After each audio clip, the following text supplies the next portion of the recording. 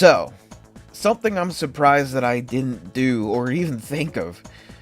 A while back, I figured out how to add police cars with functional lights, but I never made a video on it.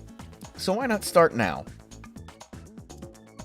To start off, I would start modeling a light bar. Or if you don't have the skills to model, not a problem, you could always find some online. But for me, I just did a very low poly light bar model just for the sake of this tutorial. This is one of those cases when you have to do the full model in order for this to look right. As you have seen here, I have duplicated the light bar twice and started deleting faces. Doing this helps me model the emission material. And for those who have paid attention on the plugin section of the Distance Discord community, you all know how I very much like to keep my things organized, which is why I always export things as obj divided by material groups. And just to be clear, this is personal preference. You could export your model as anything you want, as long as if it's in between obj or FBX. And as you can see here, I have duplicated the red and blue mesh and combine them into one mesh just so I can have a glass material.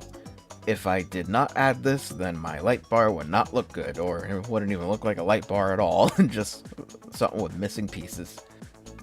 And after a while, I figured out I forgot to record something, so luckily I ended up going back to record it.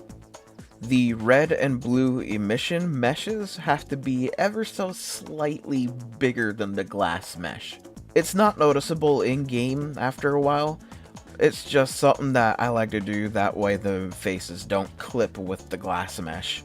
And we all know that meshes clipping isn't a good idea. And this also meant that I had to restart the glass mesh material all together. Note to self, start writing things down. And so now we transfer over to Unity, so let's get this light bar set up. First off, make a new empty object and call it light bar. This is just so everything is more organized, don't mind me. I also like to keep this parented to the body of the car. That way if I were to move the body up and down, then the light bar will come with it. And assuming you have exported this as OBJ with material group selected, find your light bar meshes and put them into the light bar object. That way they're all, well, one object. Once you have done that, in the light bar objects, create a new empty object and call it lights. Once you have done that, find your red and blue mesh materials and put them into the lights. Do be sure to have the red and blue color set to emission. And because they have an emission, you want to have the material set to do not replace. That same thing also goes for the glass. Have that set to do not replace. Distance does have a transparent glow, but this is glass and glass doesn't glow, so do not replace is the only transparent that actually works as the way you want it. And so now to give the emission meshes light. So what you want to do is add a light source. Make sure it is point light. Once you've done that, try to line up the point light to the mesh with the correct material that you want to work with. For me, I have decided to go with the red mesh material. I don't know what to call these, so I struggled to record this part. And don't worry about lining it up perfectly. Line it up to the best of your ability. Nothing's ever going to be perfect.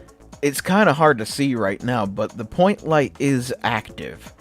Once you change the color to red in this example, you will notice that the light is actually showing. And pretty good, if I do say so myself. So once you're done with the red, copy the red light and paste it onto the blue. Get rid of the negative sign from the x-axis, and then change the color to blue. That way it matches with the blue mesh material. And because the light is constantly on, what you want to do after the light is parented to the mesh, on the y-axis, type in -999 so it's out of sight. If you were to shrink this down and leave it at 0, you will notice that the light is still on despite that it's not there. There's probably a better way to do this. I have no idea how to do it, so this is the way that I do things. If you find a better way to do this, then more power to you. Now what you want to do is to create new animations. Of course, base animation is required. And just so this custom car looks pretty, I'm going to add the jets and wings animation. But I'm also going to include the boost animation, and I'll show you why in a bit. Once you are ready to start animating, stay into the base animation of this one. This is where you would animate where your lights will flash. I have yet to figure out the rotating, so once rotating comes in, I'll do a short maybe. But the reasoning to stay in the base animation is so this current animation here will constantly be looping. I mean, if you're really skilled, you could theoretically do this in Blender, but I don't want to go into detail on that one. I just want to do a beginner's one. And because these are flashing, frame 0 should be nothing and frame 1 should be the correct position. That's just an example. I'm not actually doing that. Also, because these are flashing lights, I am keeping this slow for health reasons. And as discovered in another video, in the sample section you can adjust the speed by typing in a whole different number, so do keep that in mind. And for the animation that plays when it boosts. So do you remember the whole thing with the light bar parent, as well as making just the lights their own parent object? Yeah, this is where that comes in handy. So what you want to do is to take the light parent object and on frame 0, drop that down to -999, of course. But on a frame that you feel is the right length, for me boosting is 20, then set the position back to 0. That way everything is back to where it was. But also on frame 19, keep the position to -999, that way it snaps. There's probably a better word than snap, that's just the easier way that I can remember things.